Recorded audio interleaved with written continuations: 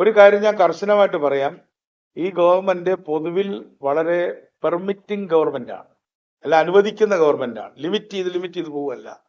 പക്ഷേ നമ്മൾ കൊടുക്കുന്ന പെർമിഷൻസ്, നമ്മൾ കൊടുക്കുന്ന മൃദുഭാവത്തിലുള്ള അനുവാദങ്ങൾ ദുരുപയോഗപ്പെടുത്തുകയും ദുരന്തങ്ങളിലേക്ക് നീങ്ങുകയും ചെയ്താൽ കർശനമായ നടപടികളുണ്ടാവും, വാഹനം കണ്ടുകെട്ടും. അതുകൊണ്ട് വോക്കൽ വെച്ചവരൊക്കെ, ആ ചോദ്യം ചോദിച്ചത് നന്നായി, വോക്കൽ വെച്ചവരൊക്കെ വേഗം അഴിച്ചോളണം. ഏത് സമയത്തും വാഹനം പിടിക്കും. ഗതാഗത വകുപ്പ് മന്ത്രി CP ജോണിന്റെ വാക്കുകളാണ്. അദ്ദേഹം കർശനമായി താക്കീത് ചെയ്യുന്നു. വലിയ സ്റ്റിക്കർ ഒട്ടിച്ചവർ, വലിയ സ്പീക്കർ പിടിപ്പിച്ചവർ, വാഹനത്തിനകത്ത് പിടിപ്പിച്ചവർ, അവരൊക്കെ എത്രയും പെട്ടെന്ന് അത് അഴിച്ചു മാറ്റിക്കോളൂ, കർശന നടപടി സ്വീകരിക്കും, മോഡിഫിക്കേഷൻ വേണ്ട, അത് നടക്കില്ല എന്ന് പറയുന്നു മന്ത്രി CP ജോൺ, ഗതാഗത വകുപ്പ് മന്ത്രി CP ജോൺ. ഇവിടെ നിന്ന് നമുക്കൊന്ന് ഒരു ഫ്ലാഷ് ബാക്ക്. മുഖ്യമന്ത്രിയുടെ ആദ്യത്തെ വാർത്താ സമ്മേളനം VD സതീശൻ്റെ, അതിലൊരു ഓൺലൈൻ പ്രതിനിധി ചോദിക്കുന്നു വാഹന മോഡിഫിക്കേഷനെ കുറിച്ച്. അപ്പോൾ മുഖ്യമന്ത്രി അദ്ദേഹത്തിൻ്റെ മുഖത്ത് വരുത്തിയ ഒരു മാറ്റമുണ്ട്.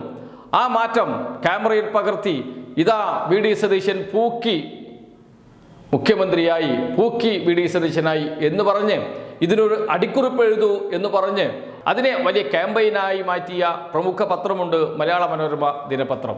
എന്ന് വെച്ചാൽ ഇതാ ചെറുപ്പക്കാരുടെ ജൻസിയുടെ മുഖ്യമന്ത്രി കൂടിയാണ് VD സതീശൻ എന്ന് പ്രചരിപ്പിക്കാനാണ് ശ്രമിച്ചത്. പക്ഷേ ഇപ്പോഴിതാ കാര്യങ്ങളെല്ലാം തകിടം മറിഞ്ഞിരിക്കുന്നു.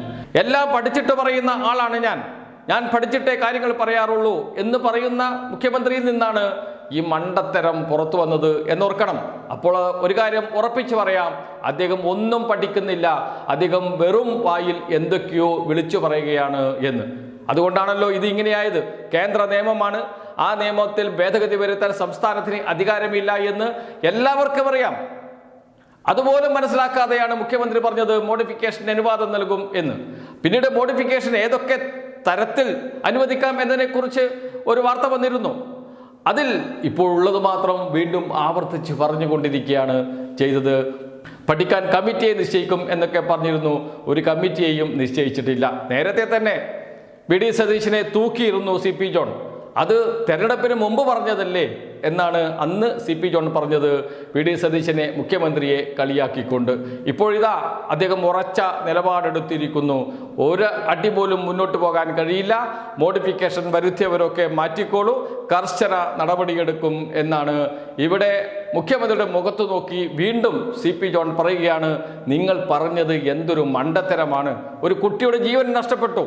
വാഹനത്തിൽ വലിയ ശബ്ദത്തിൽ സ്പീക്കർ വെച്ച് പാട്ട് കേട്ടിരിക്കുകയായിരുന്നു. വാഹനം മെല്ലെ പിറകോട്ട് നീങ്ങി. പിറകിൽ നിൽക്കുകയായിരുന്ന കുട്ടി വാഹനത്തിന് അടിയിൽപ്പെട്ട് മരിച്ചുപോയി. ആളുകൾ കൂക്കി വിളിച്ചു വാഹനം പിറകോട്ട് നീങ്ങിയാണ് എന്ന്. പക്ഷേ അറിഞ്ഞില്ല, കാരണം അത്രമാത്രം ശബ്ദത്തിൽ പാട്ട് വെച്ചുകൊണ്ടിരിക്കുകയായിരുന്നു എന്നാണ് പറയുന്നത് ദൃക്സാക്ഷികൾ. അതുതന്നെയാണ് ഇന്ന് CP ജോണും മറ്റൊരു രീതിയിൽ പറഞ്ഞത്, ഒരു കുട്ടി മരിച്ചുപോയി എന്ന് വെച്ചാൽ മോഡിഫിക്കേഷൻ നടത്തിയാൽ അത് അപകടകരമായിരിക്കും, അത് വലിയ തോതിൽ പ്രശ്നങ്ങൾ ഉണ്ടാക്കും, അപകടങ്ങൾ ക്ഷണിച്ചു വരുത്തും എന്ന് എല്ലാവർക്കും അറിയുന്ന കാര്യം തന്നെയാണ്. അതുപോലും അറിഞ്ഞോ അല്ലെങ്കിൽ അറിഞ്ഞുകൊണ്ട് മറച്ചു പിടിച്ചോ ജൻസിയുടെ വോട്ട് പിടിക്കാൻ വേണ്ടി പറഞ്ഞതാണ് VD സതീശൻ. ഇപ്പോൾ അതും തിരിച്ചടി ആയി എന്ന് മാത്രമല്ല, CP ജോൺ തന്നെ, മന്ത്രി തന്നെ മുഖ്യമന്ത്രിയെ ട്രോളുന്ന സ്ഥിതിയിലേക്ക് കാര്യങ്ങൾ എത്തിയിരിക്കുന്നു.